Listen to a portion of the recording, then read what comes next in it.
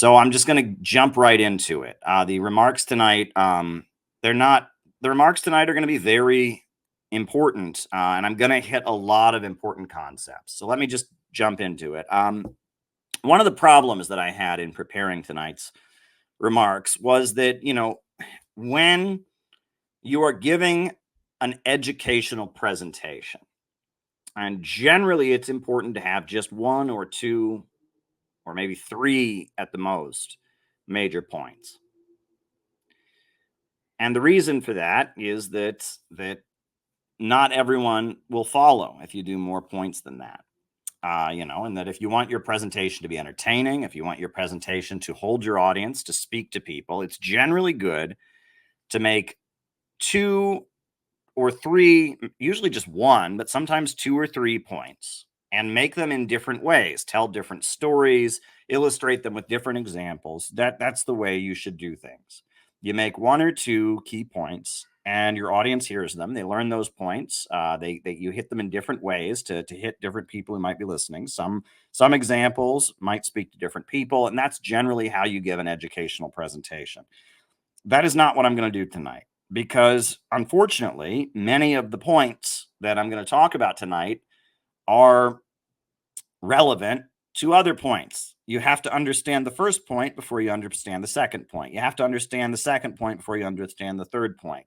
The knowledge that we have as a community is very much built on other knowledge. And that makes it very difficult because we want anybody, right? These streams are public. We want anybody, any random person who might tune into this channel, to be able to listen to what I'm saying here and learn from it. And that can make it difficult when you have points that build on other points. It can make it very, very difficult, actually. But that's just something we're going to have to do. So I'm going to make a number of points tonight, and those points are going to build on each other.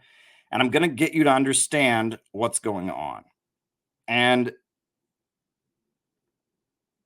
I'm going to make these points, and I'm going to explain my perspective, and I'm going to get you to understand what we are trying to accomplish with our organization, CPI, and what our organizational goals are, and why we are actually in a very, very good spot.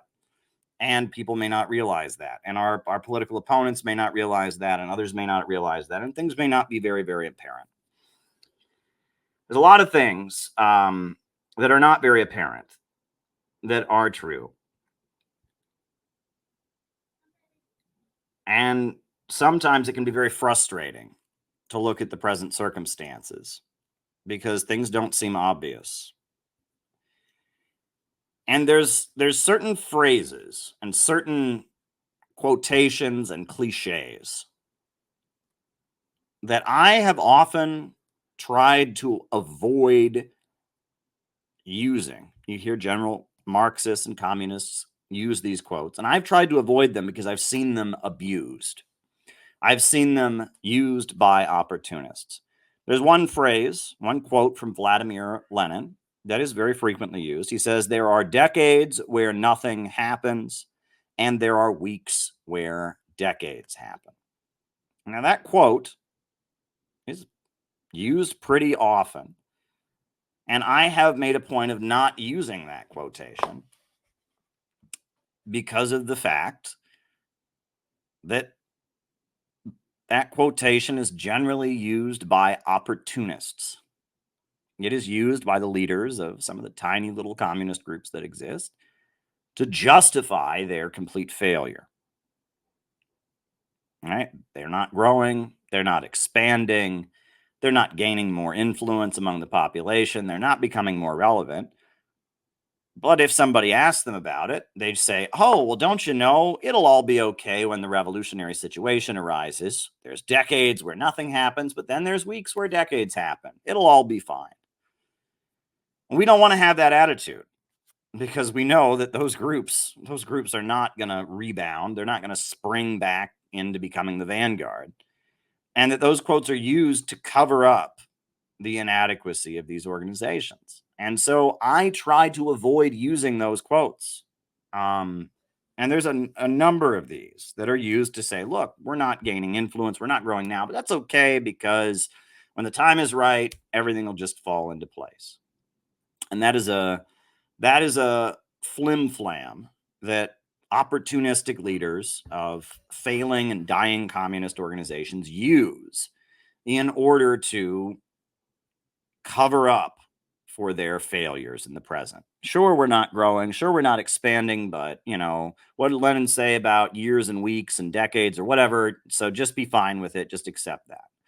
And I don't want to do that. And in fact, the whole point of the Center for Political Innovation, right? We're CPI, Center for Political Innovation. The I is for innovation. It means that the way people have been operating politically in the United States for a very long time isn't working and doesn't make sense. And that's true on a number of different levels. For one, the liberals are more pro-war than the conservatives are. It used to be that the liberals were the anti-war people. When Ronald Reagan was going to bomb a country, the liberals and the hippies went out to protest against it.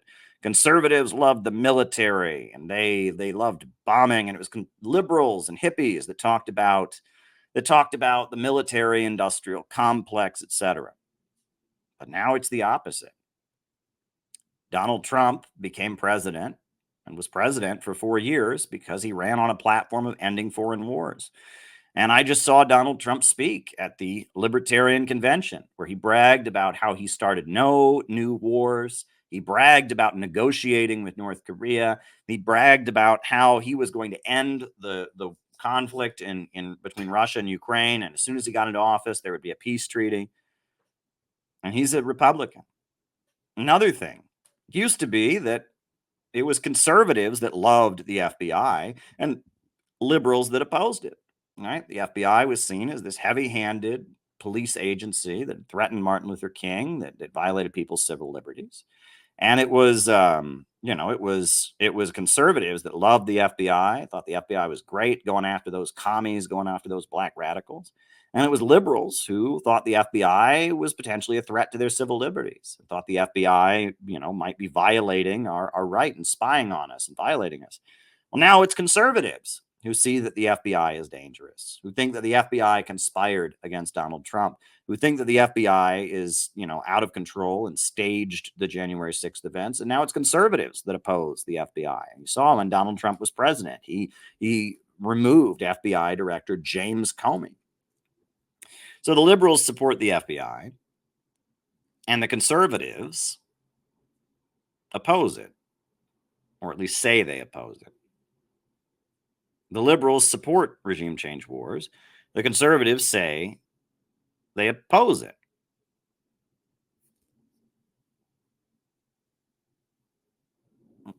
That right there tells you that everything is off. But it gets even more complicated because around the world, the United States is still trying to overthrow various governments. And the governments that the United States is trying to overthrow generally have some kind of socialist planned economy. However, the people trying to overthrow them tend to be people that are liberals. And they tend to try and destabilize and overthrow these socialist governments in the name of LGBT rights, in the name of abortion and women's rights. And these governments that are socialistic and have centrally planned economies, they tend to justify themselves and maintain the support of the population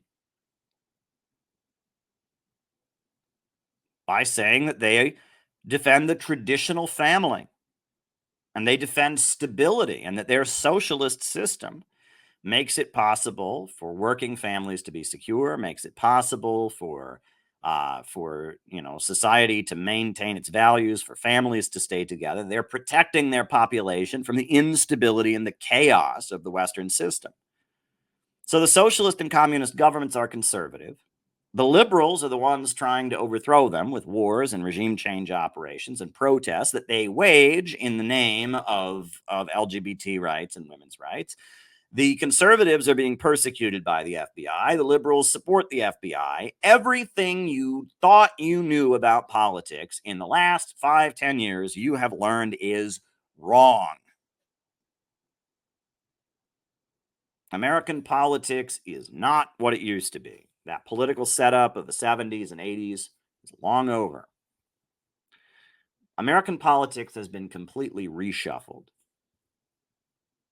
And we, the Center for Political Innovation, represent a layer of people in the United States that would like a government of action that fights for working families. We want a government that will rebuild this country. We want a government that will hire the unemployed to build roads and bridges and highways, that will build new universities and high-speed railway all throughout this country. We want a government that will hire and start having the smartest engineers and scientists make breakthroughs in fusion energy. We want a government that is mobilizing the population to improve living standards and build a strong, prosperous economy in this country. We want a government that'll put oil and gas and all natural resources into the public budget. So as as our natural wealth expands, America's coal, America's timber, America's oil, America's gas goes into the public budget and makes the country wealthier and takes the burden of taxation off the population. Our natural wealth should be the property of all people in this country. And the wealth that comes out of our soil should make the entire country wealthier. Number three, we want the creation of a national bank, a bank that would strategically lend money in a way that would make the country more prosperous. We want a national bank. We want state and local banks that are controlled by the public, that lend money in the interest of the community overall. We want to get rid of the Federal Reserve ripoff scheme. We want to cancel the debt that hangs over this economy as a curse. And we want a national bank and public control of credit so that we can strategically rebuild the country by controlling the purse strings. And four, we want to enact an economic bill of rights. We want the right to health care, the right to education, the right to see a doctor when you're sick, the right to get a good education, the right to a job, the right to housing. And we don't want these things because we're just bleeding hearts and we see it as a handout. It's the opposite. We want to invest in our population. If you want a strong economy, you need a well-educated population. If you want a strong economy, you need people that are healthy and can go out and work hard to build the country. You want a strong economy, you don't want all kinds of people who are able-bodied to not be out there working and building.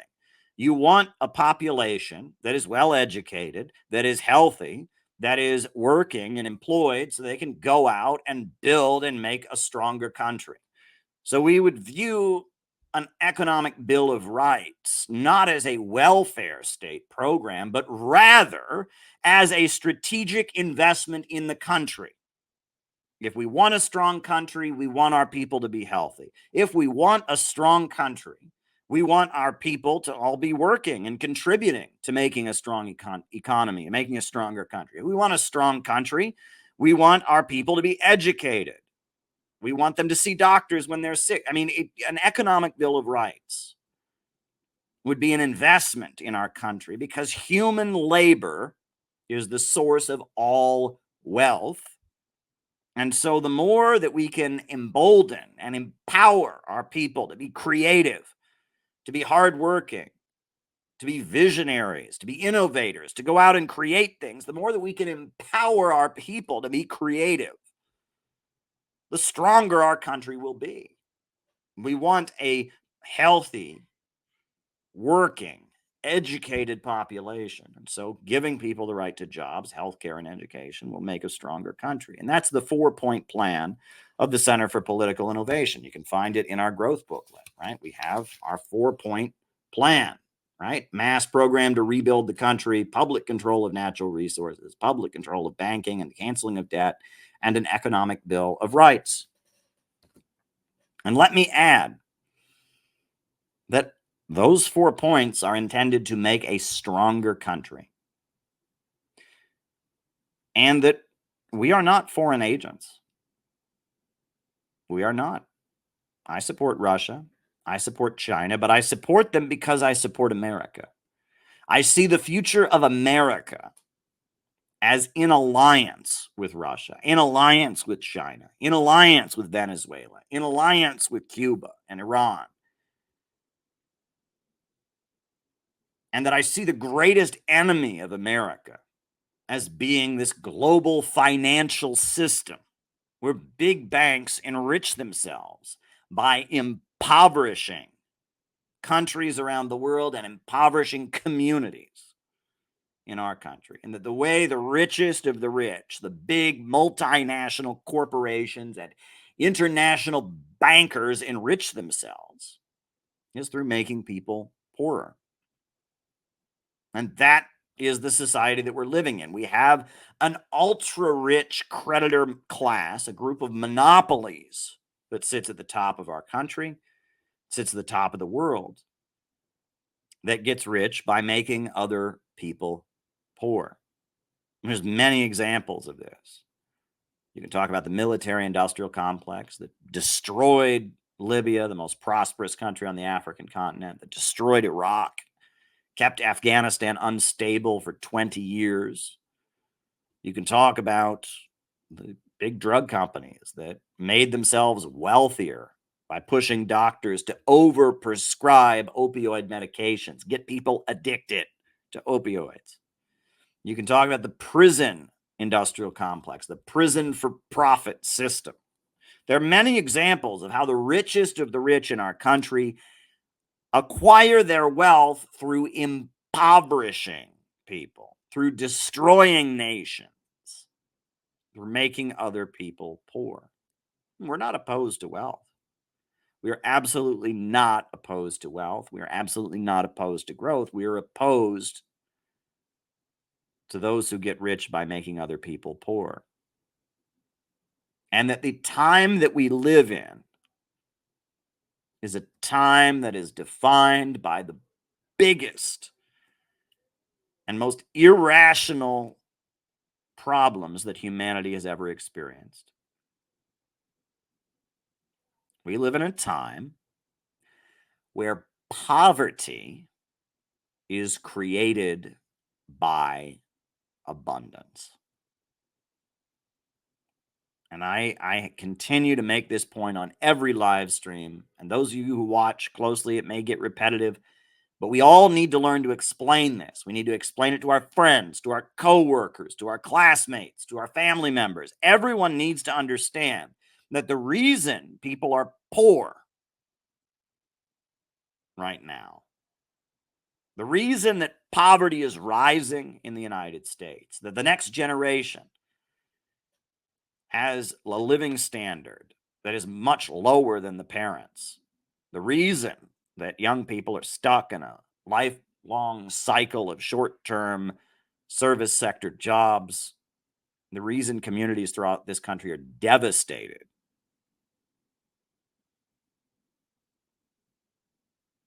the reason for that is because there's abundance, and that doesn't make any sense. I've said it, and I'll say it again and again and again until I get blue in the face. In systems of the past, people were homeless because there wasn't enough housing.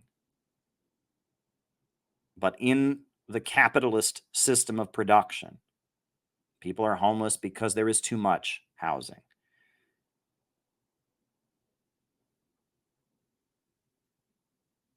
In the past, people were hungry because there wasn't enough food. But in our modern world, people are hungry because there is too much food. Right? This is the built-in problem of the capitalist system. I'll tell you the coal miner's riddle. Coal miner is at home with his son. The son says to the father, "Father, why is it so cold?" And the father says, "Because we don't have any coal to heat the stove." The little boy says, "Why don't we have any coal?" And the father says, "Because I can't afford to buy any. I lost my job at the coal mine. I've been laid off from my job." And the little boy says to the father, "Why have you been laid off from your job at the coal mine?" the father says, because there's too much coal. That is the problem with the capitalist system. That is something that is built into the capitalist system of economics. The more efficient production becomes, the more wealth that is created, the less people that get hired. And pretty soon the market is full of coal and no one can afford to buy it because all the coal miners have lost their jobs. This is not rational.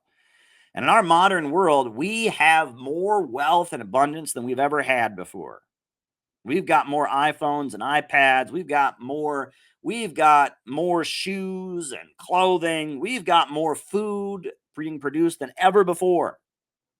So there's absolutely no reason that living standards should be going down right now, except that control of the means of production, control of the centers of economic power is in the hands of a wealthy few who operate them in order to maximize their profits. And because of that, as we get better and better and better at producing, the result is more and more poverty, fewer and fewer workers hired at the assembly line. Those workers who are hired being easier to replace and therefore paid less. We are living in a situation where, because of artificial intelligence and because of the great technological leaps, we have more poverty than ever before. And that doesn't make any sense. And it's only going to get worse.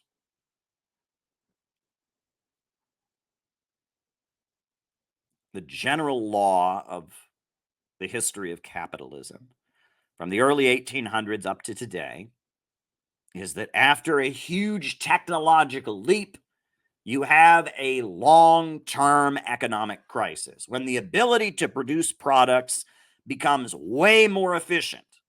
Technology is always advancing, but when there's a leap in technological progress, the result is a long-term economic crisis.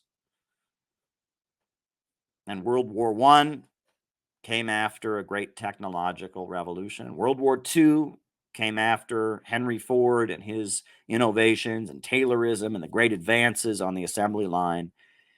And we are living in the aftermath of a technological leap that is far bigger than what came before World War I and far bigger than what came before World War II. What they are doing now with artificial intelligence and computers in a rational economy, in a rational society, would be amazing. It would be great. However, we live in a society where your ability to live and prosper is based on your ability to rent yourself out to a boss to sell your labor power.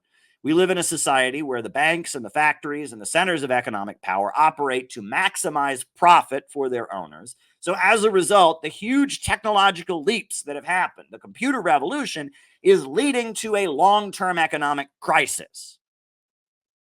It's easier than ever to produce products. And as a result, people are poorer than ever before. And self-driving cars is just one example of this. Right? Self-driving cars, the eliminating of the chore called driving, should be a great thing. But in capitalism, it would lead to mass hunger and homelessness and riots in the streets, right? This is the problem of the capitalist mode of production. The more efficient production becomes, the poorer people get. And there's a whole section of the world that does not have this problem. There's a whole section of the world where this problem is not an issue. China, Russia, Venezuela, Vietnam, Iran. There's a whole section of the world where they just continue to advance. They just keep building and they just keep expanding because production is rationally organized in order to serve society, not the profits of a wealthy few. Russia, the economy is centered around state-controlled oil and gas. The government has most of the money coming through state-controlled oil and gas revenues, and they make an economic plan to make the country more wealthy, and they subsidize industries with their oil and gas money, and they continue to build because profits are not in command. China, you have a state-run economy. You have 5-year economic plans. You have state-run industries. You have even private companies that can't just do whatever they want. They get told what they can, what they cannot do by a very strong government. And you can talk about Vietnam and the successes of their socialist-oriented market economy. And all these countries have a very big private sector, and they have lots of millionaires and billionaires who make money, but their economy is rationally organized.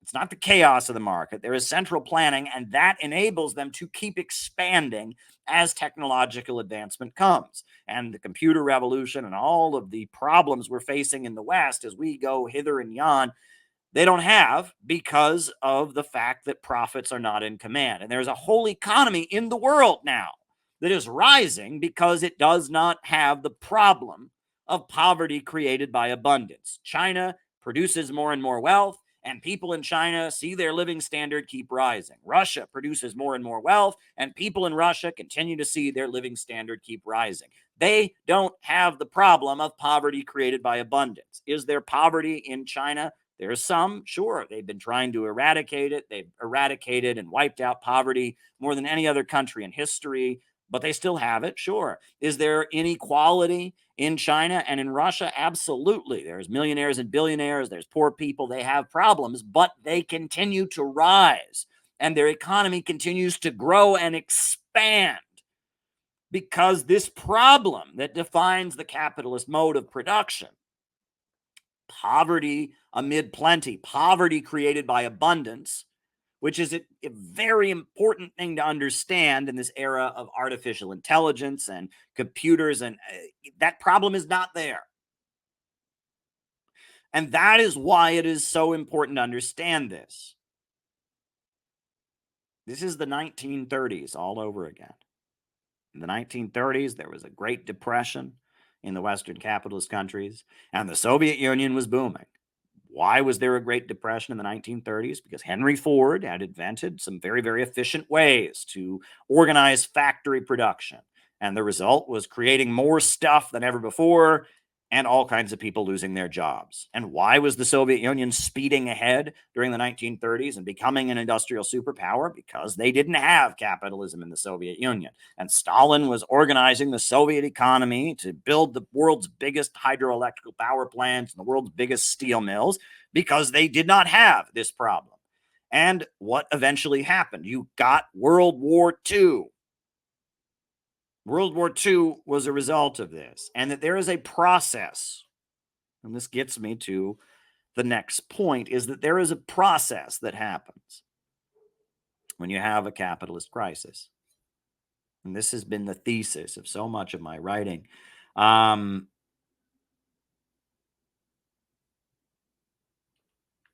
Is that when you have a long-term crisis of overproduction, when people are losing their jobs, the capitalists begin to fight with each other.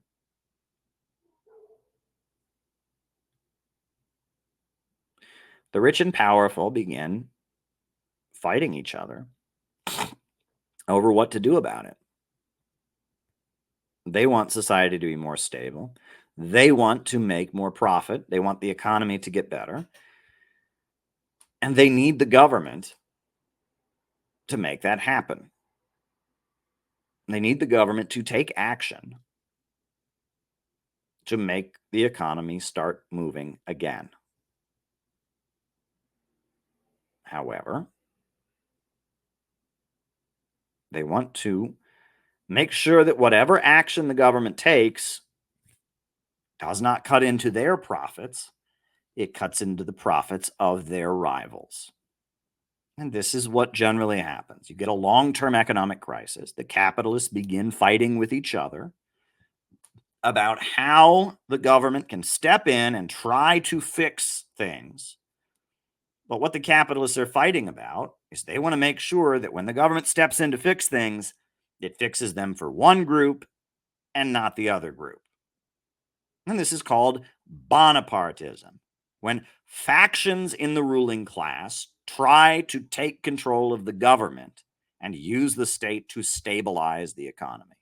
In the lead up to World War I, Woodrow Wilson was a Bonapartist, and he formed the Ku Klux Klan as a mass movement to have his back. He restarted it in 1915. You had the Ku Klux Klan, birth of a nation. Woodrow Wilson became this authoritarian leader trying to stabilize the economy. World War I broke out, and the country became kind of a military dictatorship.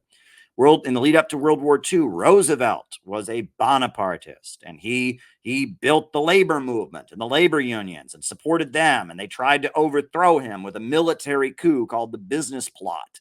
And he built a mass movement to have his back against the National Association of Manufacturers. And he aligned with the factory owners, or he aligned with the Rockefellers and the bankers against the factory owners. And he backed the labor movement. And he won an alliance with the Soviet Union against the Nazis. And Roosevelt became a very, very authoritarian figure who was trying to stabilize the economy with the New Deal, with the Works Progress Administration, with Social Security, with a lot of the reforms. This is what happens, right? In Germany, you had different capitalists fighting with each other, and Hitler was aligned with Hjalmar Schacht, and he took power and established the Nazi government to try and stabilize the capitalist economy. And he imprisoned a lot of capitalists and et cetera to try and stabilize the German economy. That when a capitalist crisis begins, and it is a long-term crisis, the capitalists begin to fight with each other. And as they fight with each other, they recruit working class people to be their foot soldiers. And they build mass movements of working class people and middle class people and other people to try and back up one faction against another. And this is the whole history of capitalism. And if you read Capital by Karl Marx, he talks about how there was a fight between the factory owners and the landowners, and how the factory owners were fought against by the landowners, and the landowners, the landowning aristocrats, basically, that owned the land, eventually ended up supporting the labor unions and the 12-hour day and the Chartist movement, because they wanted to fight the factory owners. The factory owners wanted to fight the landowners, and that there were divisions in the ruling class that created an opening for the working class movement. And this is the whole history. Roosevelt was under attack by the factory owners, and so he supported the labor movement and the labor unions and the sit-down strikes. There's many other examples of this, where divisions in the ruling class create an opening. During the 1930s, there were a lot of fascist movements. The Silver Legion of America. You had the Silver Shirts, they were called. You had the various, the Black Legion and the Ku Klux Klan, and various fascist movements that were supporting the factory owners against Roosevelt, thought Roosevelt was a communist. You have mass movements that are created by one faction in the ruling class in the hopes of beating the other faction in the ruling class. And this happens. This is the basis for mass movements to exist. And that, you have various mass movements that emerge during an economic crisis that align with one faction of the ruling class against another, all because they want to benefit that faction of the ruling class. And what eventually results from an economic crisis is that the open liberal capitalist society begins to collapse into illiberalism.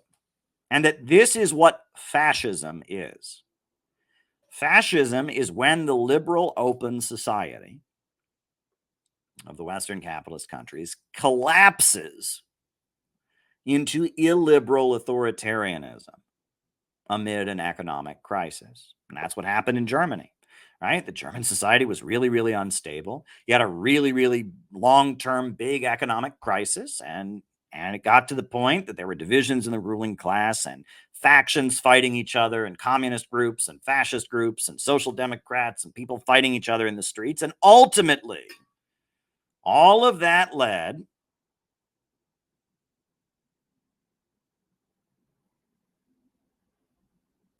to a situation where one faction of the ruling class seized power and collapsed German society into fascism.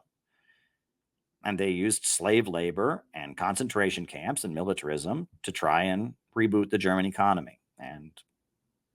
And similar things happen in Italy, and this is the tendency of capitalism in a crisis. This is what happened with Woodrow Wilson, right? Where World War I ultimately, he built the Ku Klux Klan, he built this mass movement, and then ultimately World War I broke out, and U.S. society collapsed into an all-out police state during World War I. The Socialist Party was crushed. Eugene Debs was thrown in prison. The Wobblies were wiped out. Right? This is what happens in an economic crisis. That the only way to save the capitalist system when it is facing a long-term economic crisis is with destruction. Why did the Great Depression end? It ended because every major country in the world, every industrialized country in the world except the United States, was destroyed in a big war. Britain was bombed to shit. Germany, France, Belgium were bombed and destroyed. China was destroyed. Japan was destroyed. The whole planet, the whole industrialized world, except the United States, was wiped out in a big, ugly war. And hundreds of millions of people died, and that rebooted the economy. And that if you want to resolve the economic crisis, the problem of poverty created by abundance, poverty amid plenty, if you want to resolve it, but you don't want the capitalist system to end. You don't want to have an economy where profits are not in command. You don't want to have a government of action that fights for working families. You don't want to have an economy that is rationally organized. You want to maintain the power of the capitalists, but you want the economic crisis to end. The only thing you can do is degrow. That is the only thing you can do to save capitalism from this problem of poverty created by abundance, right? If you don't want to have socialism, you don't want to have a centrally planned economy, you don't want to abolish capitalism, the only thing you can do to save society from the ongoing economic crisis is degrow. Let's get this straight. Degrowth is what it's the only option they have. You can either move towards socialism or you can degrow, but there is no other option. All right? If the rich want to stay in power and you have this problem of poverty created by abundance, people are homeless because there's too many houses, people are hungry because there's too much food, the ability to produce wealth has greatly expanded like never before, and the purchasing power of the worker has gone lower than ever before. People can't afford to buy back the products, etc. The only way you can save the system without abolishing it, without having a planned economy, the only way you can save the system is with degrowth. You have to degrow. And the capitalists know this. And that's why the Rockefeller family funded Malthusianism and the Birth Control League and the Neo-Malthusian Society. And that's why Hitler started exterminating people in concentration camps. And that's why talk of overpopulation has been the obsession of the World Economic Forum and has been the obsession of the rich. The only way they can save their system and not move toward a new system is to start destroying on a mass level. World War II saved capitalism from the Great Depression. World War I saved capitalism from the economic crises and panics that led up to it. And that when you have a problem, a crisis of overproduction that is deep and profound and it just keeps going, the way to save the system is with forcible degrowth and destruction. Or you can move towards socialism. And that is a reality of the situation that we're in. And that's why we see the rise of medically assisted suicide. That's why we see obsession with depopulation. That's why these sinister schemes about you'll own nothing and be happy about it and you'll live in a pod and you'll eat bugs. They are trying to dream up some kind of sinister degrowth scheme to save their system because of this built-in problem of poverty created by abundance.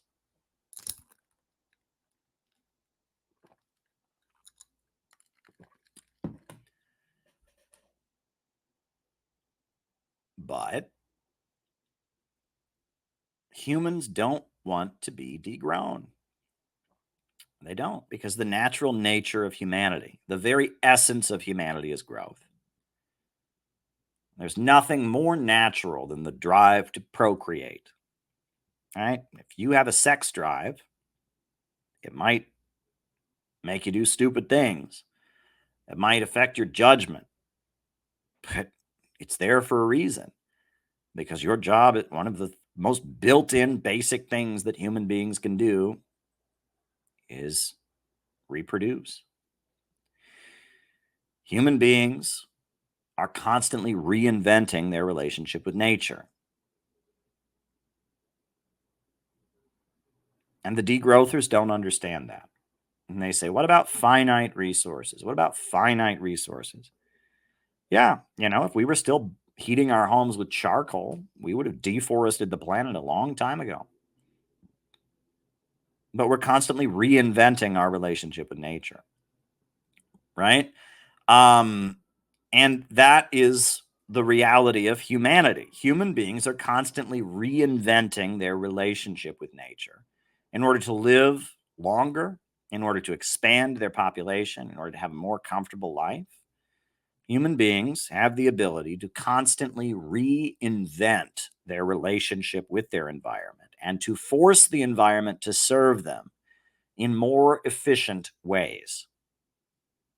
And there are minerals in Africa right now that are highly valuable, that if you go back 30, 40 years ago, they were completely worthless. They were just unvaluable rocks. But now they use them in computer chips and they're really, really valuable. And that is something that the degrowthers just can't understand. That yes, if we keep using resources the same way, we will eventually have scarcity. But the very nature of mankind is to constantly be reinventing the way we use our resources.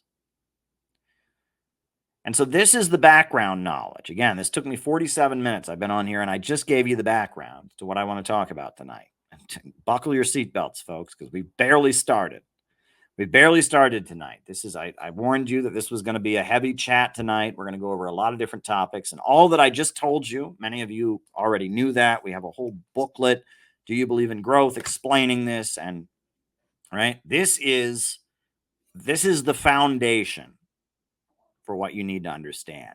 And now I'm getting to the next level. I started out by saying I avoid saying there are decades where nothing happens. There are weeks where decades happen. That famous quote from Lenin. I avoid that because I've seen flim-flammers and opportunists use that as an excuse to not expand their organizations. And there's a lot of quotes like that from the Russian revolutionary leader Vladimir Lenin. One of my favorite is the story of the peasant, right? Of the peasant on the hill. Right? Vladimir Lenin used to tell his followers a story about, there were two guys walking through the countryside one day. And as they're walking in the countryside, surrounded by fields and crops, and, they look up on the hill. And there's a guy up on the hill waving his arms around crazily. And they see this guy up on the hill waving his arms around, flailing around, and they think this guy must be having an epileptic fit. They think this man maybe he has rabies. Maybe this man is mentally ill. And they see this man just waving his arms around, looking like a nut. But they get closer and closer to the hill. And they see that actually what this man is doing is he's sharpening a knife. And that he's waving his arms crazily because to sharpen a knife on a stone, you have to hit it from a different angle. And then what looked completely erratic and completely nonsensical was actually very precise and calculated action on the man's part. It looked crazy. It looked like an epileptic fit. It looked like a crazy person waving his arms around, but it was actually very, very, very precise, calculated action. in order to accomplish a goal. Now, Lenin would always tell his followers that story and use it to explain what the Bolsheviks were doing in the lead up to the Russian Revolution. And the only reason that we're here talking about it now is because he was right. The Bolsheviks ended up becoming the party that ruled the Soviet Union because what looked very erratic to a lot of other people and what looked like crazy, uncontrolled, hysterical action was actually a very, very calculated strategic maneuver. And it led to a situation developing where they ultimately were able to become the government. Again, I tell that story sometimes, but I don't feel comfortable telling that story because I have seen these kinds of things used by opportunists. But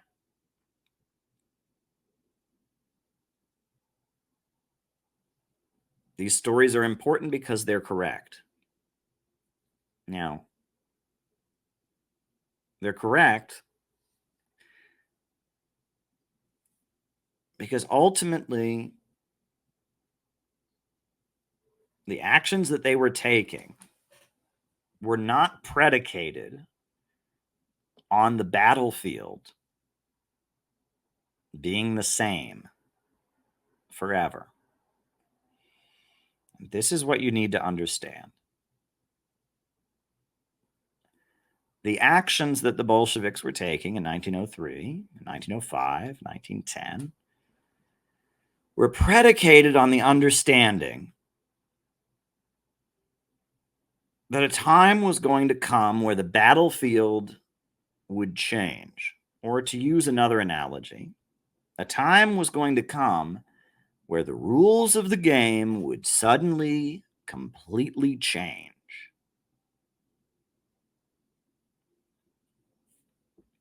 That there would be a moment.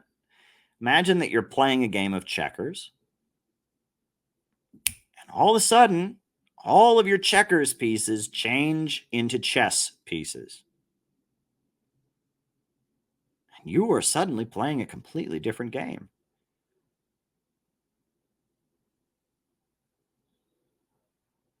Well, that happens. And if you operate on the assumption that you're always going to be playing checkers, when that moment comes and suddenly you're playing chess, you're going to be completely bewildered.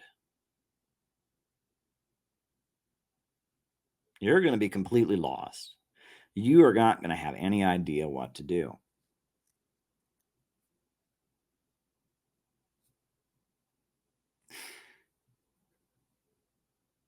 Mao Zedong, the leader of the Chinese Communist Revolution, he wrote a lot about military strategy.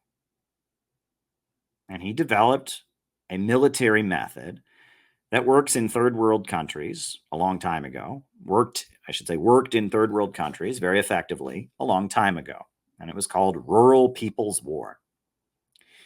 And in Rural People's War, what generally happens is in the countryside, you build up your forces, you mobilize the peasants to seize their land from the landlords.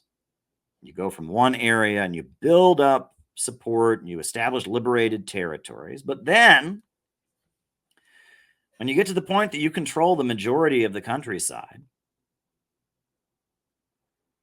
at that point, the game changes. And why does the game change? The game changes because now the objective is to take the cities. And the cities are completely different than the countryside. And the tactics have to suddenly shift.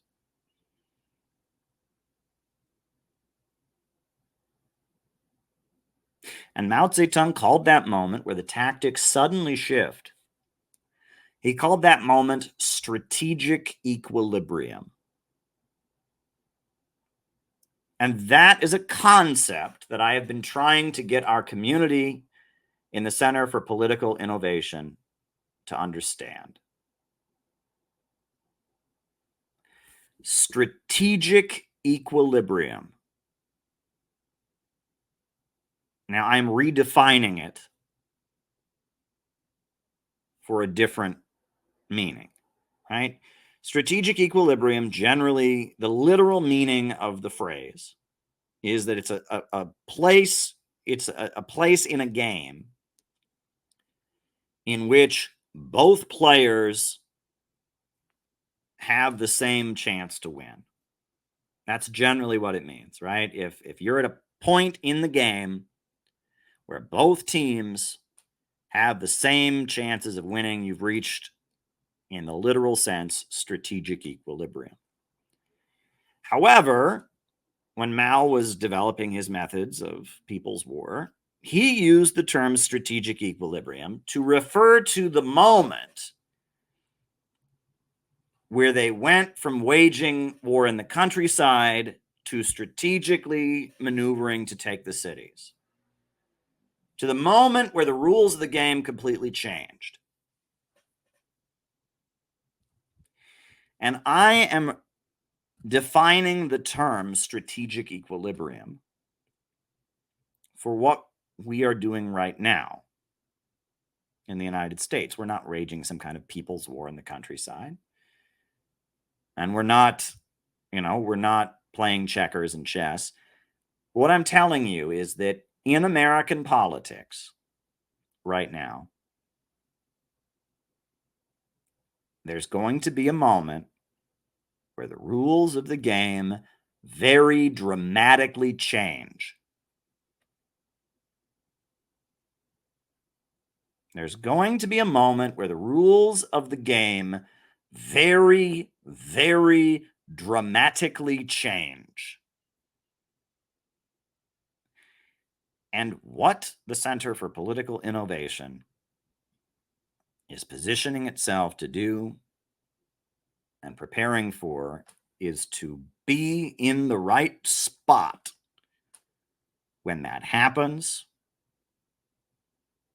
so that we can surge ahead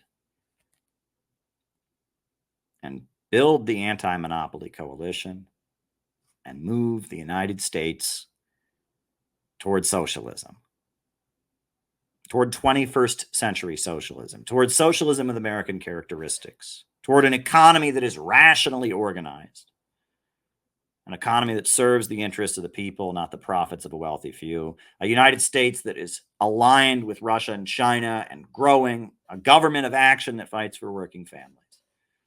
We want to strategically position ourselves so that when the rules of the game suddenly dramatically change, we are in a position to surge ahead. And I'm going to explain to you now what the rules of the game currently are. And I'm going to explain to you how they will change. Right now in American politics, there are two factions in the ruling class. The main faction that has the upper hand right now is the Eastern establishment and Silicon Valley tech monopolies. Big oil, big bankers, the Rockefellers, the Carnegies, the DuPonts, Chase Bank, JP Morgan Chase, HSBC Bank, ExxonMobil, BP, Shell, and Chevron, General Electric, the ultra monopolies of oil and manufacturing that have long run U.S. politics, the ultra monopolies in America, it's long been known that they have a slightly more liberal perspective than the bulk of the capitalist class. Right? The majority of capitalists want to make money, but the ultra rich, the Rockefellers, the Carnegies, the DuPonts, they're thinking long term. right? The Council on Foreign Relations, which used to be called the New York City Council on Foreign Relations, which before that was called the Round Table Group, was set up by the estate of Cecil Rhodes, the guy who does the Rhodes Scholar Program, right? And Cecil Rhodes, the colonizer of Africa, the big British imperialist, he left money in his will for the creation of foundations and think tanks to envision the ideals of the British Empire. And there is an establishment of old money in the United States that thinks very long term, that is very much obsessed with overpopulation and trying to stabilize the economy by reducing the population. And when you talk about the World Economic Forum and you talk about the Council on Foreign Relations, you talk about the Asia Society, you're talking about a faction. That they talk about the Atlanticist faction. You talk about the Eastern establishment or the Anglo-American establishment. You're talking about a group of people, the people who hired H.G. Wells, the people who hired Bertrand Russell. You're talking about a faction that is thinking long-term about how to preserve the dominance of Western capitalism over the planet. However, in opposition to them, you've had what I call the lower levels of capital, but what has generally been referred to as the I don't know what you want to call it, the military industrial complex, the cowboys, etc.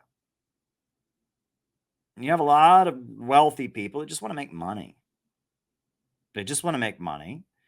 And they resent any economic control being imposed on the economy because those rules will be written by the rich people. And during the Cold War, it was the lower levels of capital, the weapons manufacturers, the smaller capitalists, who utilized McCarthyism to fight against the Rockefellers and to fight against the ultra monopolies. And there's a great book that I recommend, The Yankee and Cowboy War, that describes the crisis of the 1960s as a fight between the Eastern establishment and the lower levels of capital.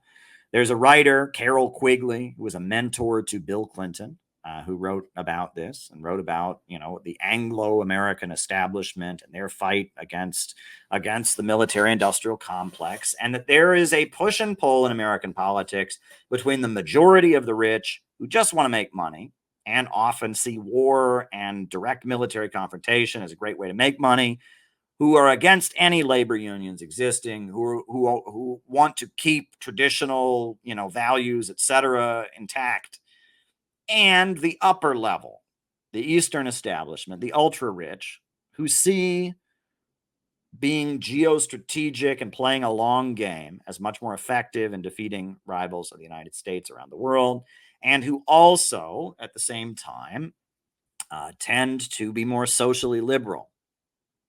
They want to reduce the population. They want to stabilize society. They don't want there to be any unrest. And they view sex, drugs, and rock and roll and cultural liberalism as a way of controlling people, as a way of keeping people managed. Give them pornography on their phones to dazzle them. Keep them drugged up with medications or recreational drugs or whatever. And Project MK Ultra of the CIA and the Kinsey research, Alfred Kinsey's research that laid the basis for the sexual revolution, and all of that was funded by the higher levels of capital. And the 60s counterculture was largely the higher levels of capital trying to push back against the military industrial complex, that they saw that the way to defeat communism was playing a long game.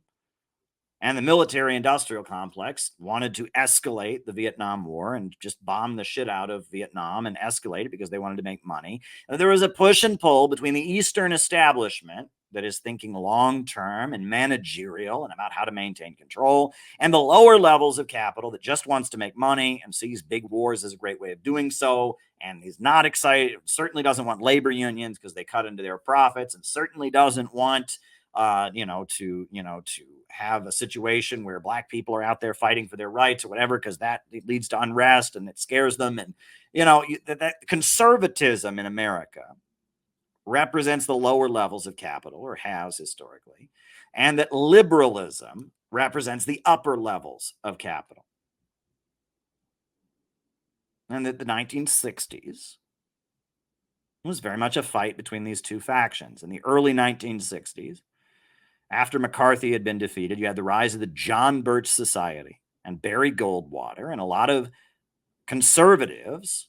The head of the John Birch Society was a guy named Robert Welch, and he owned a candy company, right? He was a candy manufacturer. He's a factory owner.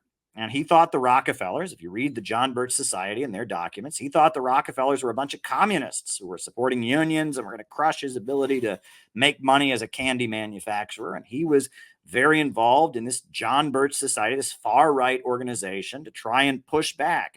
And the Barry Goldwater presidential campaign and the John Birch Society was this right-wing mobilization.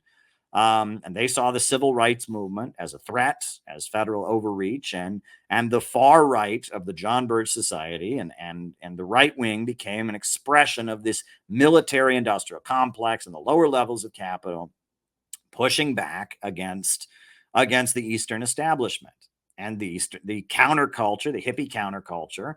The 1960s political movement, the New Left, was paid for from above. The Ford Foundation and the Rockefeller think tanks and the Institute for Policy Studies and the United Auto Workers Union, which had been, they'd kicked out all the communists and had been taken over by the CIA in the 1950s. Read about Solidarity Center, which was the CIA's labor union house that the UAW facilitated, and the 60s counterculture, the Vietnam War protest movement, the hippies, Project MK Ultra, the drug, all of that was the Eastern establishment mobilizing its forces to try and control McCarthyism and control Barry Goldwater and control the lower levels of capital, right? To stabilize the society and try to defeat communism more effectively. And that the lower levels of capital, in their effort to try and stabilize, the Eastern establishment, in their effort to stabilize U.S. society, they created an episode of unrest, 1968, 1969. Things got a bit out of control. You had Richard Nixon, and by the 80s, U.S. society had reached kind of a truce. Ronald Reagan, he said famously, "We're all friends after 6 o'clock." And by the mid-80s, there was no Yankee and Cowboy War anymore. There was no division. These two factions got along with each other. And the universities and certain dissident areas were controlled by the Eastern establishment. And the lower levels of capital pretty much got their way. Neoliberal economic reforms were being enacted. And, Bill Clinton came in as a Democrat who was kind of, going away from the Jimmy Carter Eastern establishment way of doing things. It was more of a neoliberal Democrat, et cetera. And that U.S. society had reached kind of a truce. And as the Soviet Union fell, and in the 90s, there was a booming economy because the Soviet Union had fallen. There was all this destruction.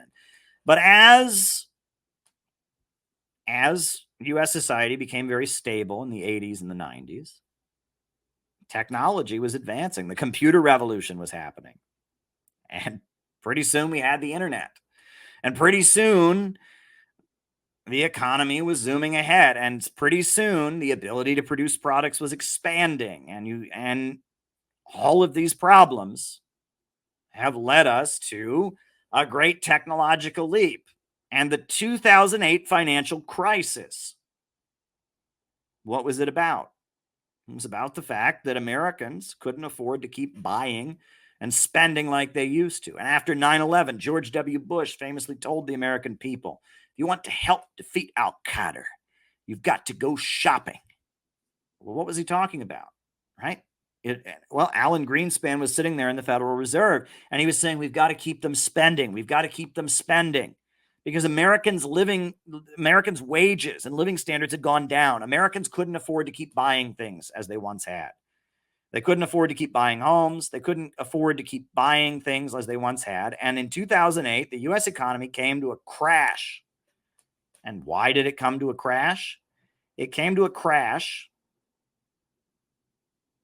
because Americans just couldn't keep spending as they once had. Living standards in America have gone down because there's no place for us at the assembly line, because the computer revolution has rendered human labor power much less necessary in the process of production. And the 2008 financial crisis was rooted in the problem of overproduction. The housing bubble burst. Americans could not afford to keep buying homes as they once did. And all the easy credit and lending and mortgage schemes that Alan Greenspan had invented weren't working anymore. And the U.S. economy came to a crashing halt. And so what did we get? We got Barack Hussein Obama, who rode in on a white horse to be the savior of American capitalism. And where did Obama study? He studied at Columbia University, mentored by Zbigniew Brzezinski, a product of the Rockefellers. And what gave Obama and the Democrats the upper hand? Facebook, Twitter, social media. The tech monopolies and the Eastern establishment rode in to take the reins of power and try to stabilize the economy amid an economic crisis. And of course, fighting back against them were the lower levels of capital. The Tea Party, Freedom Works, the Ron Paul movement, etc. And that was the lower levels of capital fighting back to some degree or other against the Eastern establishment that was trying to stabilize everything. Well, here we are. There's a fight in the ruling class now between the lower levels of capital and the Eastern establishment. However, the fundamental division between them, and you hear this when you listen to Donald Trump's speeches, it becomes very apparent. The fundamental point of disagreement between the lower levels of capital and the ultra monopolies is the question of growth. That is the fundamental question. The ultra rich want to degrow to stabilize capitalism. The lower levels of capital just want to make money. There is one faction in our government that wants more children to be born. There is another faction in our government that wants to reduce the population. There's one faction in our government that wants your income to go up. There's another faction in our government that wants to reduce consumption and is dreaming up schemes of how you can own nothing and be happy about it. And the major division within our ruling class at this time is growth versus degrowth. The majority of the capitalists want to grow and make money, and the ultra monopolies want to use heavy-handed state control to drive down consumption and control the economy in order to save their system from a crisis of overproduction. And what we see right now is that the overwhelming majority of socialists and communists and leftists are nothing but foot soldiers of the ultra monopolies. That's why degrowth socialism, which is an oxymoron, is so popular now. And that's why the anti-Trump protests and anti-Trump hysteria and Trump derangement syndrome and all that stupidity was being pushed by the majority of socialists and leftists. Socialists, leftists, and particularly the woke movement are the foot soldiers of the Eastern establishment, of the ultra monopolies, in their effort to contain the lower levels of capital and stabilize the system. Whereas the Trump movement is the lower levels of capital pushing back because they want economic growth. They want deregulation. They want the government to get out, and they want to be able to keep growing. They don't accept the degrowth scheme. They want to make more money selling their products. They want to have more prosperous communities. They don't want to be degrown. And that's the fight in the ruling class. However, the schemes of the ultra-rich to degrow are not just domestic, they're global. I mean, they degrew Libya. Libya used to have the most prosperous living standard on the African continent, and they degrew it, and they degrew Iraq, and they degrew and destabilized Afghanistan. And wherever they go around the world, they're implementing degrowth. Meanwhile, what is China doing all over the world? They're growing. They're growing Africa. They're building high-speed trains. They're industrializing. They're building power plants. All over the world, China is growing and expanding and causing the economies of the world to grow. China's pro-growth.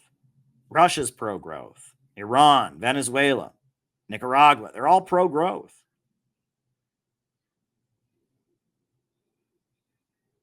Meanwhile, the ultra-rich in the United States are anti-growth. And who else is pro-growth? The lower levels of capital. So ultimately, the lower-level capitalists and China and Russia and Venezuela and Iran have the same interest. The only way the imperialists, the big monopolists, can stabilize their system is with forcible degrowth. And the only thing that can stop them around the world is Russia and China and the global anti-imperialist movement. And so ultimately, the lower levels of capital have a common interest with Russia and China and Venezuela and Iran and all the anti-imperialist countries. And what I maintain is that right now, the lower levels of capital want deregulation. Right now, the lower levels of capital want cuts, and they want to get the government out because they see the government as a force to try and implement degrowth. But they're going to learn through the course of being oppressed that it's not enough to just get the government out of the way. They're going to need a government that punches up. That's what they're going to need. And that's what China has. And that's what Russia has. And that's what Venezuela has. That's what Iran has. They have a government that punches up against the big monopolies and enables growth. And that will be the basis of building the anti-monopoly coalition that will lead to creating socialism in America. And it won't be Chinese socialism or Russian socialism or Cuban socialism. It'll be socialism with American characteristics. They call socialism in China socialism with Chinese characteristics. And the only type of socialism we're going to have here is going to be a socialism with American characteristics. The lower levels of capital are going to see themselves crushed, and they're going to enter an alliance with the working class. They're going to enter an alliance with the small business owners. They're going to enter an alliance with Russia and China. They're going to form an anti-monopoly coalition, and they are going to have to mobilize against the big monopolies to defend their right to grow. And in order to do that, they're going to need a strong government that will kick the ass of Jeff Bezos and kick the ass of the Rockefellers and Bill Gates and defeat the World Economic Forum and enable growth. They're going to need a government of action that will fight for working families and smash the big monopolies and enable the small business owners and the lower levels of capital to prosper and enable working people in this country to get wealthier and have more children and have more comfortable lives. They are going to need a government of action to combine the power of the pro-growth majority of the American people and the pro-growth majority of the planet to smash the ultra monopolies and their sinister schemes for control and degrowth and depopulation and demoralization. That's what's ultimately going to need to happen.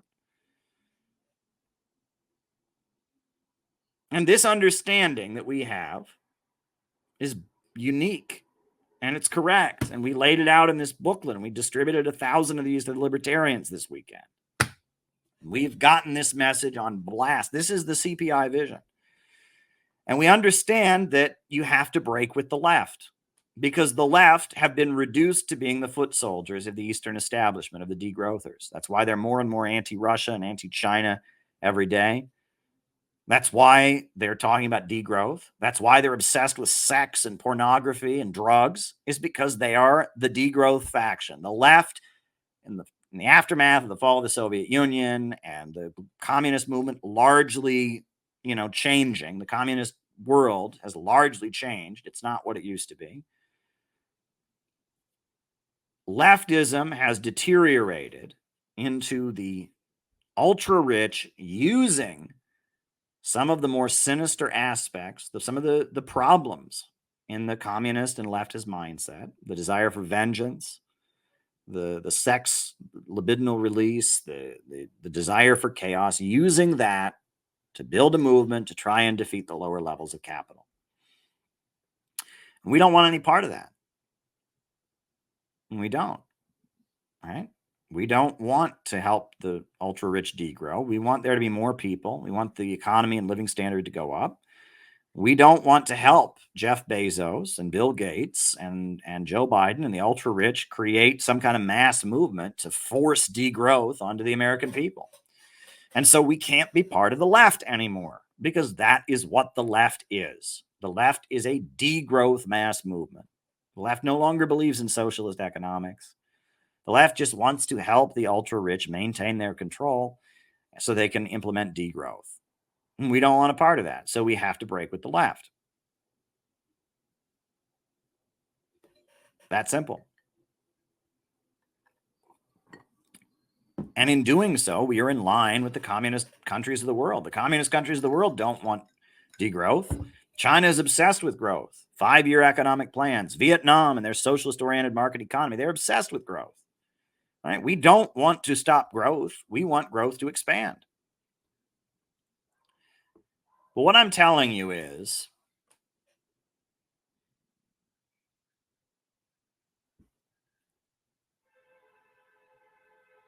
we understand where socialism in the United States will come from. It won't come from the upper levels of capital.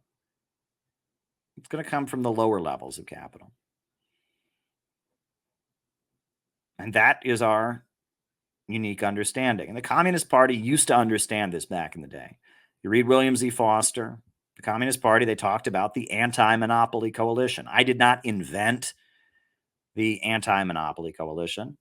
It's, you could read about it in this book, Twilight of World Capitalism by William Z. Foster, published in 1949. And it ends by talking about an anti-monopoly coalition. I didn't invent this stuff. I did not invent this stuff.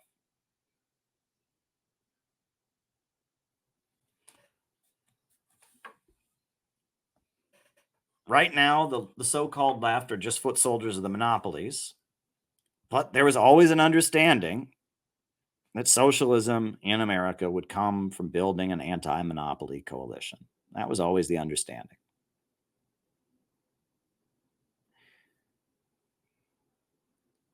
So what we need to do is we need to position ourselves to have as many friends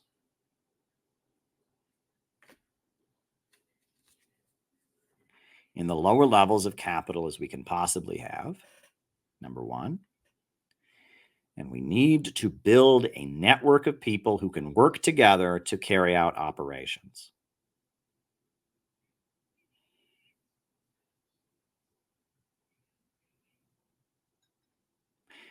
And we do that with the understanding that a moment will arise where the fight between the ultra rich and the lower levels of capital will become so intense that the lower levels of capital will need to create a mass movement.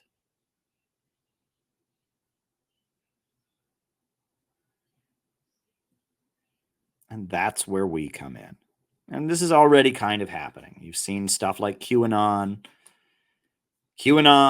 and the lower levels of capital are experimenting right now. They hate communists. They hate communists. Let's not be confused about it. They are the lower levels of capital. They think Biden's a communist. They think that Kamala Harris is a communist. They think the Rockefellers are communists. They think total free market capitalism is what they want.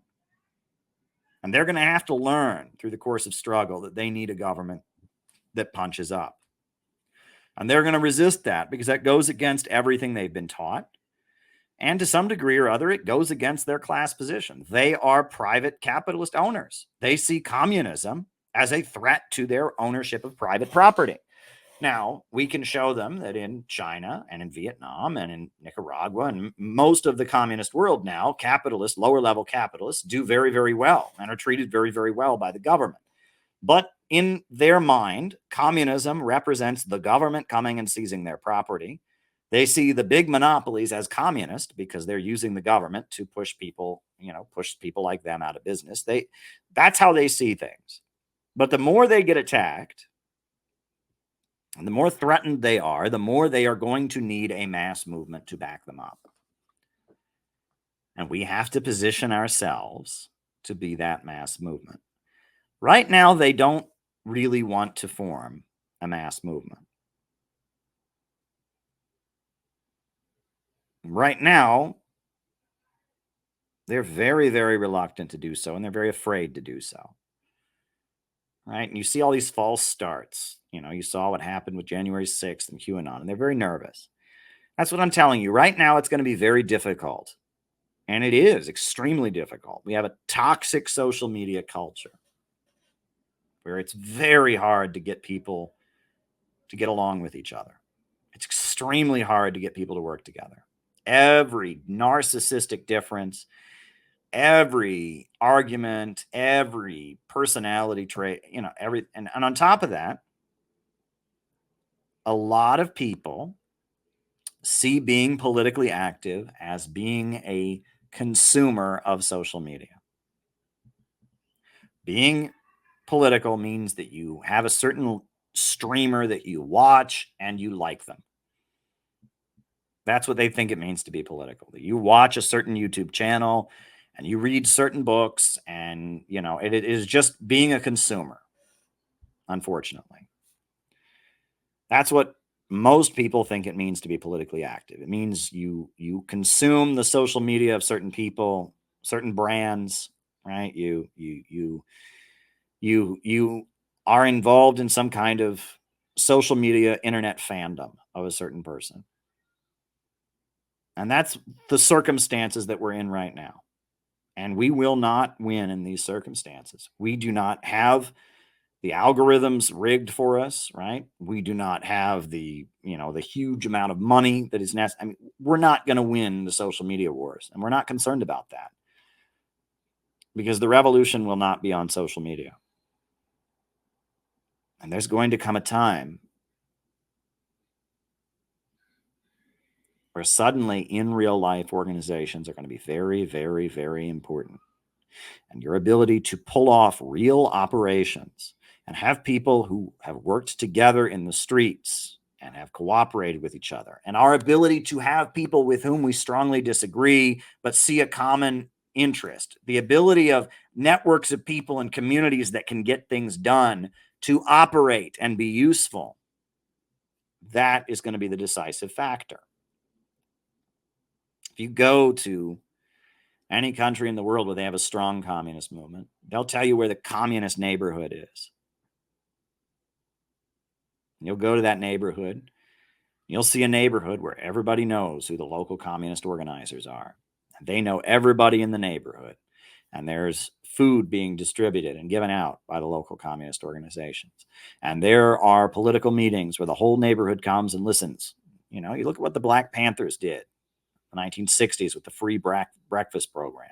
You look at what the Communist Party did with the unemployment councils. They had a base of support. They had a real organization, a real network of people that could feed those hungry children, that could organize those unemployment councils, that could get shit done in real life, that could bring people into a community of activism to mobilize them as useful allies of one faction in the ruling class to carry out real operations. That's what genuine revolutionary movements are. And right now, the lower levels of capital are doing everything they can to not form a real movement.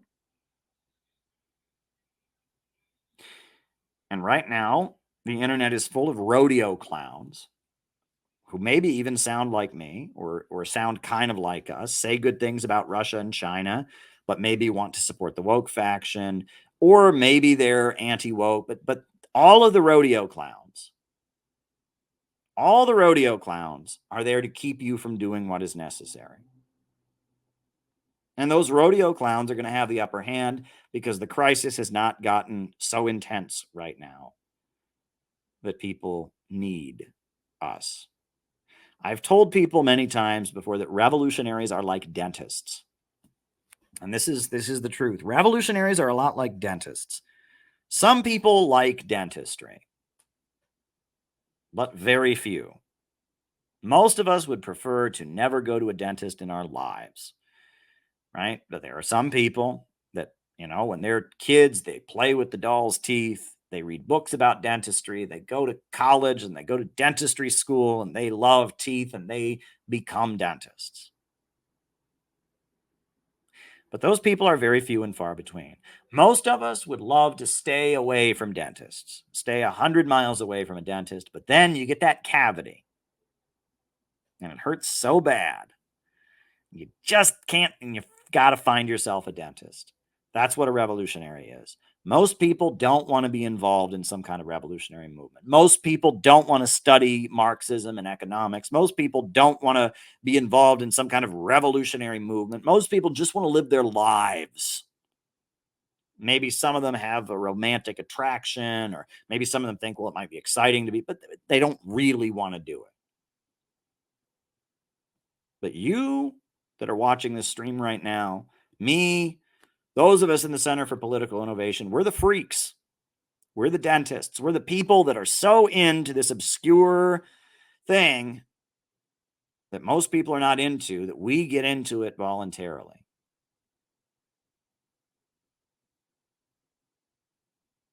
And there will come a time where the pain that the masses are feeling is so extreme that they have no choice but to join a revolutionary movement, to join a movement of people in the streets mobilizing for jobs, healthcare, and education, aligned with the lower levels of capital to push back amid a very big division in the ruling class. And that is when we will prosper. And everything we do as an organization is done on the assumption that that day will come, and in preparation for that. And the way we function, as I've talked about, top and bottom organizing. On the one hand, we are trying to make as many goddamn friends as we possibly can. And it's not easy because social media is toxic. There are people who really sound a lot like me, but go out of their way to try and isolate us because they're the people funding and supporting them have told them, stay away from Caleb. Mass movements are dangerous. We can't have a mass movement. I'm not making that up. That is true. And there are people that sound very similar to us, but are very hostile, and that it's very, very hard. We need to make friends anywhere we can find them. Angela McCurdle of the Libertarian Party does not agree with me about economics, doesn't agree with me about anything, but she's liking my tweets right now, and she invited me and gave me nothing but kind treatment at the Libertarian Party convention, and we're friends, and that is an important place to be. And I have other friends in other areas who don't agree with a lot of what I say and don't agree with maybe my perspective, but they're trying to build a community, an illiberal community, a community based on traditional values. They're trying to hold it together amid our toxic liberal culture, and they see that I'm doing the same thing, and that we both are pro-growth and pro-abundance and opposed to the woke cancer, and they want to work with us. And we need to build as many friends, make as many friends as we possibly can. That's the first thing. That's top operations. Second thing is we need to solidify our group. We need to have a community of people who know each other, can rely on each other. We need to figure out what we're good at. We need to perfect our ability to publish books and put on conferences and have workshops. And we need to get our group, our solid core of people, as solid as ever. And that's why I'm thankful for all the wrecking we've endured, because a split is necessary when you're building a core. Obviously, when you're doing top operations, you want to get along with as many people as possible. When you're building a core of people, a split is necessary. There were plenty of people that were with CPI until things got tough, until we got attacked, until we faced social media mockery, until they got jealous, until it looked like we were going to demand more of them than just being a social media brand. And they threw a little baby tantrum and they left, or they spread lies about me on the internet or whatever. Thank goodness they did that, because now they're gone. They're gone.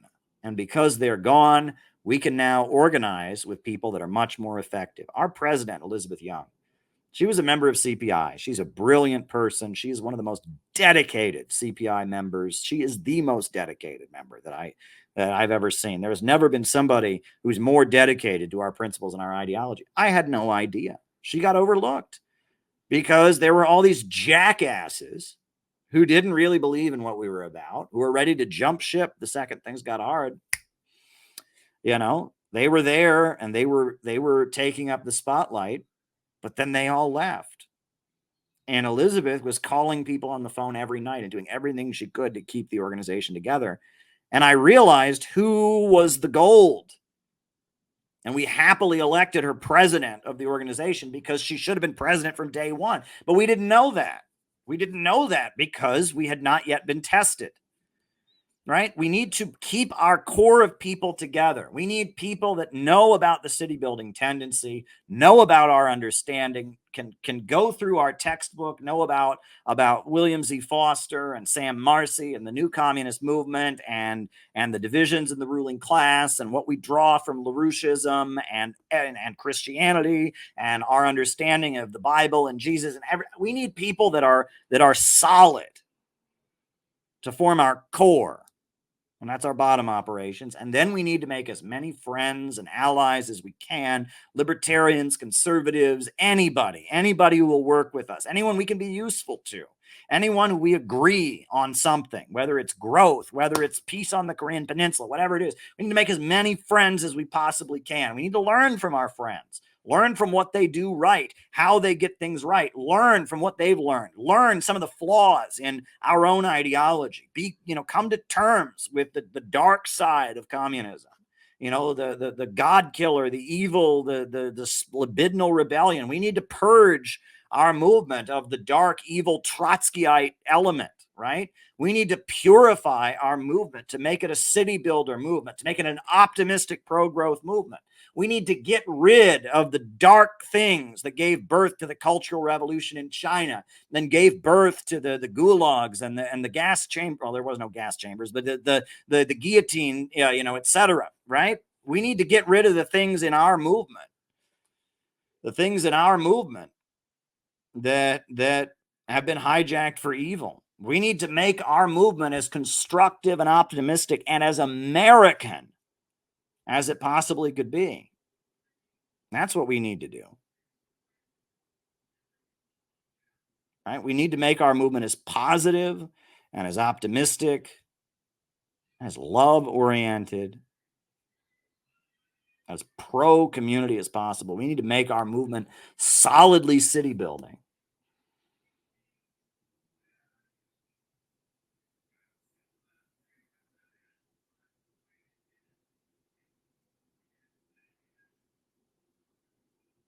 Solidify our own organization so that it's solid as a rock. So there's no internal conflict or disagreement we can't overcome. So we trust each other.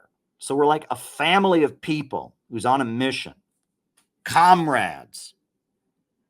And at the same time, we need to be making friends anywhere we can possibly make them, because it's hard to make friends now in this toxic culture. And that is how we need to operate, because when strategic equilibrium comes, when people are more desperate than they've ever been, when the pain intensifies, we need to be able to set up.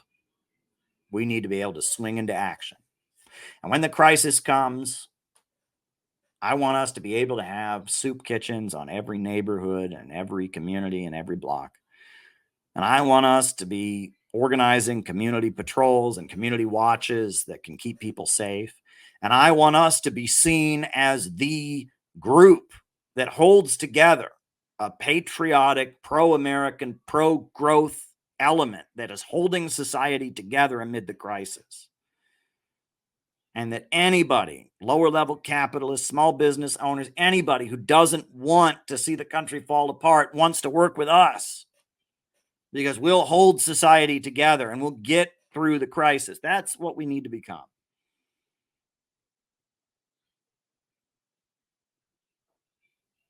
We need to hold together our base. We need to make alliances wherever they can possibly be made, whether it's on the basis of cleaning the street, whether it's on the basis of bowling, right? Whatever it's on the basis of, we need to make a network of allies, and we need to hold together our group. We need our group to be solid as a rock, and we need our network of allies to be massive, so that when strategic equilibrium comes and when the pain gets so intense that they have to see a dentist, when the rules of the game suddenly change and mass movements are urgently needed, and no one gives a fuck about some social media brand, right? No one could care less. When you're hungry, when there's chaos in your neighborhood, do you care about some social media, some streamer bro? No, you want to get shit done. When the rules of the game suddenly change, we need to be able to lead. And I'm going to tell you a couple things. Now, I'm going to end my opening remarks tonight, which are almost 2 hours. That's okay. I'm going to end my opening remarks by telling you two things. First thing, I want you to take a look at the history of the Russian Revolution. And I want to point something out to you.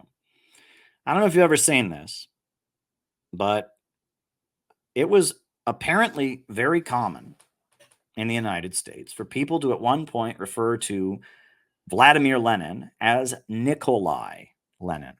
Did you know this? I called him Nikolai Lenin. Well, his name was not Nikolai. Why was it that this mistake was so frequently made? Ronald Reagan, in one of his speeches, he called him Nikolai Lenin. What is that about? It's about the fact that at the time the Russian Revolution happened, no one had ever heard of Lenin in the United States. And in fact, I've found old newspapers when the Russian Revolution happened. They blamed the revolution on Trotsky. And they said, Trotsky, and nobody had ever heard of Lenin in the United States. No one had ever heard of Lenin in Europe. No one had ever heard of Lenin in Russia. People knew about him. But the reason they called him Nikolai Lenin in the United States is because they had him confused with another guy. There was a Russian communist organizer in New York City named Nikolai Bukharin. And he was well known among Russian Americans, and he went back to Russia when the Bolshevik Revolution broke out. And he was, he lived in New York City, and so they assumed Nikolai Bukharin and Lenin were the same person, and they weren't, right? And no one had ever heard of Lenin. No one had ever heard of Lenin. They'd heard of Trotsky. Everybody knew Trotsky. Trotsky was this well-known Russian guy. He had his own newspaper in New York City, Novi Mir, New World. Everyone knew Trotsky. People even knew Nikolai Bukharin. People knew him. He was this Russian guy who lived in the United States, who was tied in with some group, the Bolsheviks, that no one had ever heard of. No one had ever heard of Lenin. No one had ever heard of the Bolsheviks until suddenly they were marching into power. Why? Because things hadn't changed to the point that they were relevant. People that were really into communism knew about the Bolsheviks. And they said the Bolsheviks were a cult. They said they were a cult. It wasn't a revolutionary organization. It was like a monastic order, a group of people who give the whole of their lives. They were seen as a group of whack jobs. It was a cult of people who give the whole of their lives, democratic centralism. They support nationalism. Everyone knows communists are against nationalism. That's crazy. They say that the problem isn't even capitalism. It's imperialism, that it's monopolistic capitalism.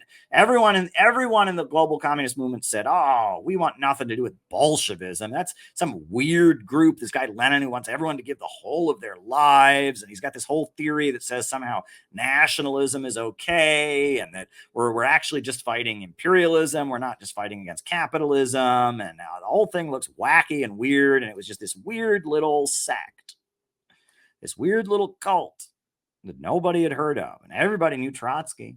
And everybody knew, about the Social Democrats. And everybody knew Emma Goldman, the anarchist. And everybody knew, but Lenin, nobody knew about. In fact, they got his name wrong. They called him Nikolai Lenin because they got him confused with somebody else. They had no idea who they were, because the work they were doing was not glamorous. And the work they were doing was not, romantic. They were not on the front pages of every newspaper. They were not being heralded as, these people might be running Russia someday. They weren't. It wasn't until the crisis got so intense that they distinguished themselves that they suddenly became known. They were known because they led a group of people that were able to become the force against World War I, the force demanding Soviet power, the force to repel the Kornilov reaction, and they ultimately were able to come to power. And that's important to keep in mind. Nobody had ever heard of them. No one knew who they were. They weren't the big. And in fact, when World War I broke out, all the big parties fell on their faces, right? The German Social Democrats that had millions of members, that had trade unions in every factory and, marching bands and choirs, they fell on their face. The British Labour Party, that had seats in the parliament, was supposed to be this big socialist group. They fell on their face. All the big socialists, all the people who get really good at socialism in capitalist society, all the people that make a name for themselves as the revolutionary leader in a non-revolutionary situation, all the front men, all the flashy people, they all fell on their faces. And this weird group that no one had ever heard of, that had all kinds of new theories, the party of new type, imperialism, the highest stage of capitalism, progressive nationalism among the colonized people, all these new theories that they developed. It was this wacky group no one had ever heard of. They surged forward to lead the Russian Revolution. And you know why? Because they engaged in political innovation. They broke the rules. They were in it to win it. They were in it to win it. And this is a really important thing to understand. If we were trying to win at socialism in America, we would sound completely different. We were trying to be popular with the small minority of people in America that consider themselves socialists. If we were trying to become the leaders of the Bernie Sanders movement or something, we would sound completely different. But we're in it to win it. We're in it to win it. And we know where this is going to come from. We know it's the lower levels of capital that are progressive. We know it's the imperialists and the big monopolies that are the enemy. We know that the anti-monopoly coalition ultimately needs to be built. We understand this scientifically, so that has us operating in a different way. And number two, we're not trying to build a social media brand, because a social media brand doesn't make a fucking revolution. A social media brand doesn't really matter. If you're starving in your neighborhood and you don't have food, a social media influencer will not feed you. If you are starving in your neighborhood, if there's chaos in your neighborhood, a social media organization, a social media streamer isn't going to keep you safe at night, right? We're trying to build an in real life organization, which is way more dangerous, which is way more risky, and which isn't as sexy, and which gets you suppressed, which the state considers you to be way more of a threat. And that's just how these things work. That's just reality. The way we operate right now isn't as successful now because we anticipate strategic equilibrium. And we're in it to win it. So that's the first point. And the second point I want to make, I would encourage you all, actually there's another point I want to make. I would encourage you all to go and read the book of Jeremiah from the Bible. I've given lectures on this YouTube channel before about the book of Jeremiah, about why the book of Jeremiah is particularly relevant. Because in light of the fact that communism, quote, has become synonymous with wokeism, in light of the fact that the leftist aesthetic, the red flag, all of that has been hijacked by the ultra-rich, we need to learn to sound more like the prophet Jeremiah. The prophet Jeremiah went through Israel saying, we are going to lose our country. We don't change. We don't stop mistreating the widows and orphans. We don't stop using people as slave labor. If we don't stop sacrificing our children in these disgusting satanic rituals, if we don't get back to the foundations upon which our society is built, we're going to collapse as a society. And the prophet Jeremiah went through ancient Israel preaching repentance and preaching a warning that if Israel did not repent from its ways, and if they did not change dramatically, they were going to lose their country. And he was ultimately proven to be correct, because they got invaded by Babylon. And if they had a society where people were treated fairly, and if they had cared for the widows and orphans, and if they weren't sacrificing, and murdering children in pagan rituals, if they had not been doing that, the people would have had the solidarity to come together to repel the Babylonian invaders. But they did not have that. They had strayed from their principles. They had become a society of greed and selfishness and indifference to other people's suffering. They had become a group of people who did not care for each other. They'd become a society where homeless children were on the streets and elderly widows were hungry next to them. They became a society where parents murdered their children because they thought some golden calf god would give them good luck. They became a society where people used loopholes in the law to get people to be their slave laborers, to build mansions for them. They became a society where the rich had all the power and the poor were cast aside and had no voice. And the prophet Jeremiah made an alliance with some factions in the ruling class, with one of the kings, to go around preaching repentance, to say, no, we've got to stop doing this, or else we're going to fall apart as a society. And that is what the prophet Jeremiah preached. And one king protected him, and then a new king came in and threw him in jail and had him publicly whipped. And the prophet Jeremiah was humiliated and publicly flogged and had feces thrown at him and was thrown in prison and was tortured. But the whole time, the prophet Jeremiah led this movement of people saying that if we don't change the way our society is set up, we will lose our country. And a big part of what the prophet Jeremiah preached was economic justice, was food for the hungry, was caring for the poor, was people loving each other and not being motivated by naked self-interest. The prophet Jeremiah was a city builder socialist.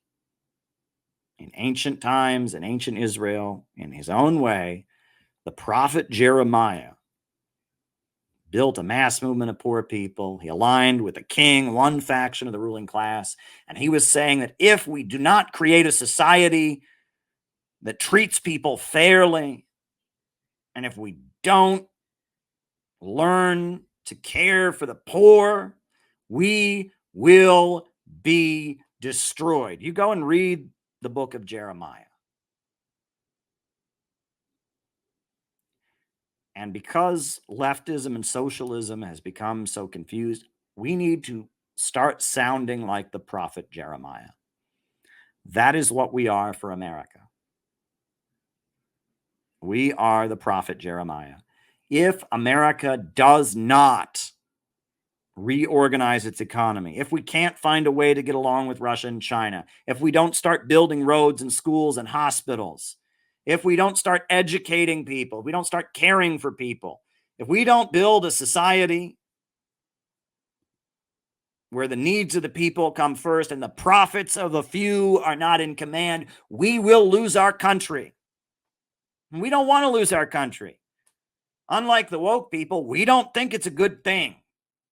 Right? Obviously, this country has a history of racism. Obviously, this country is currently at the center of a global imperialist system.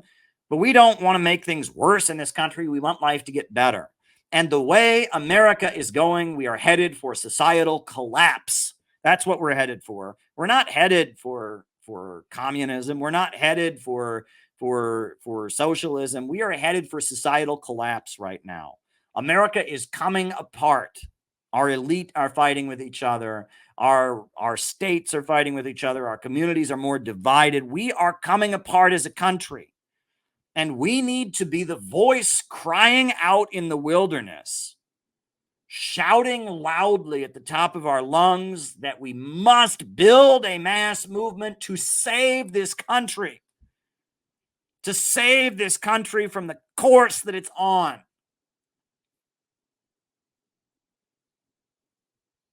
We are the 21st century versions of the prophet Jeremiah. That's one thing I like about Cornel West. He talks about being prophetic. He talks about prophetic Christianity, prophetic activism. Well, in the sense that Jeremiah was screaming and enduring persecution and building a mass movement and rallying people to try and save ancient Israel, so that it wouldn't be destroyed, so that it could have the solidarity necessary to repel the invaders, to hold society together. That's what we are doing. I've compared us to Julius Caesar in ancient Rome, and now I compare us to the prophet Jeremiah in ancient Israel. And if we want the American people to hear us, we don't want to sound like a woke mob. We don't want to be violent revolutionaries waving red flags in their face. We need to sound like the prophet Jeremiah. We need to save America. Only socialism can save America.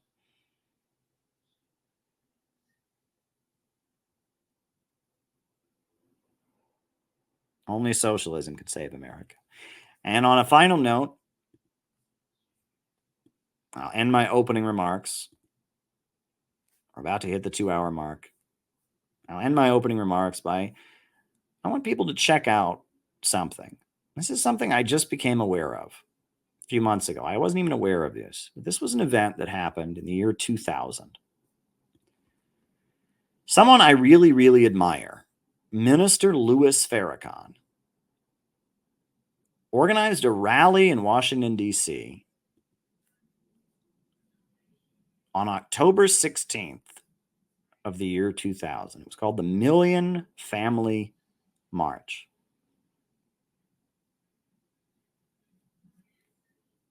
I want you to go take a look at it. And as Minister Louis Farrakhan, I have always admired him. He was a big supporter of Gaddafi, very well respected in Iran, very well respected in Venezuela, and is an important revolutionary black leader. And in the year 2000, he organized the Million Family March. And when you hear Million Family March, you immediately think, oh, this is a march against abortion and gay marriage, right? Traditional family values. Well, it was that technically. But if you look at what the Million Family March was about, it was about a lot more than that. The Million Family March called for more funding for healthcare, more funding for education. It called for more funding for drug treatment facilities, and it called for completely overhauling and rejecting the International Monetary Fund and the World Bank. The Million Family March was this big rally in Washington, D.C., led by Minister Louis Farrakhan, who is an anti-imperialist to his core, pro-Gaddafi, pro-Cuba, pro-Venezuela, pro-Iran. The Iranians love him. I mean, that's where I met his staff, was at a conference in Iran. And the LaRouche movement was part of the Million Family March. Lyndon LaRouche and his followers attended and supported the Million Family March. And so did the Unification Church, followers of Reverend Sun Myung Moon. And it was a rally in Washington, D.C., October 16th, in the year 2000, the Million Family March. And it was a rally for economic justice, an end to the death penalty, a complete overhaul of the World Bank and the International Monetary Fund. And civil rights leaders were involved, people who'd worked with Dr. Martin Luther King. And it was an anti-imperialist rally themed around supporting families. It was very interesting. The Million Family March. Take a look at that. Take a look at that. Very, very interesting. Now, I wasn't there. I was a child. I had no idea what was going on. And honestly, I didn't even know this march had happened until recently. And I know that there was a lot of chaos and groups disagreed with each other afterwards and stuff like that. But this is very interesting. The Million Family March. Take a look at that, because I know the Nation of Islam, they have roots in communities, and they can, when they call a big rally in Washington, D.C., they get hundreds of thousands of people there. And they know what brought Gaddafi to power in Cuba or in Libya. They know what a real revolutionary movement is like. And it seems like in the year 2000, in the lead up to the U.S. presidential election in the year 2000, they organized an anti-imperialist rally. But it wasn't part of the left. Right? It wasn't, the communist groups would have hated this march. I guess it included opposing abortion in its platform, and it included opposing gay marriage. But it had an agenda of economic justice. Healthcare for all, education, welfare for all, Social Security reform, overthrowing the World Bank and the International Monetary Fund. That's very interesting. It's very interesting. And I don't know how things are going to develop. I don't know how things are going to develop, but I do know one thing, that I'm committed to building the Center for Political Innovation. I am an anti-imperialist to my core. I know that the future of America is beyond imperialism. The future of America is peace with Russia and China. The future of America is a centrally planned economy. And I also know that I am not a foreign agent. And I also know that, the idea that I'm not a patriot, I don't love my country, that's malarkey, right? And there is a difference between me and some of the people on the internet that you see that defend Russia and China. And the difference between me and them is I defend Russia and I defend China because I know that the system that they are fighting against is the same system that is destroying America. And I want a new America that is arm in arm with Russia and China. But there are some people who defend Russia and China just because they hate the United States. They think it's edgy. They think America is an evil, racist society, blah, blah, blah, blah, blah. I am not one of those people. And I kept my mouth shut about Aaron Bushnell. I would never promote Aaron Bushnell. It's very sad what happened. And obviously, the fact that he supported the Palestinians is very admirable, but I will never encourage or celebrate an American committing suicide. Never. And I don't want the United States to become less stable. I want the United States to become more stable. And I don't support anything that will just make the United States weaker. And I don't want America to fall. Do you hear this? I do not want America to fall. I want America to get stronger. But I know that the only way America will get stronger is by breaking out of imperialism. And I know that the only way we're going to get a better country is for the United States to break the power of the big monopolies and have a government of action that fights for working families. That is the only way America will get stronger as a country. We will not get stronger with imperialism. We will not get stronger with free markets. We will not get stronger. And the death of imperialism and the death of the satanic international system that rules the world will be the rebirth and resurrection of America. I am pro-America. I am pro-America. And that's why I defend Russia. And that's why I defend China. And that's why I defend Iran. And that's why I oppose Israel. And that's why I oppose the Ukrainian proxy war. And that's why I oppose dumping weapons onto Taiwan. And that is why I oppose these ugly wars, because I am pro-America. And yes, there are some people. I mean, no need to pretend otherwise. There are some people who say things that I say about international politics simply because they want to be edgy, simply because they do hate the United States. They do want to see this country crash and burn.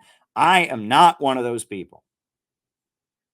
And I just want to be clear about that. And if you are one of those people, forget ever having influence in American politics.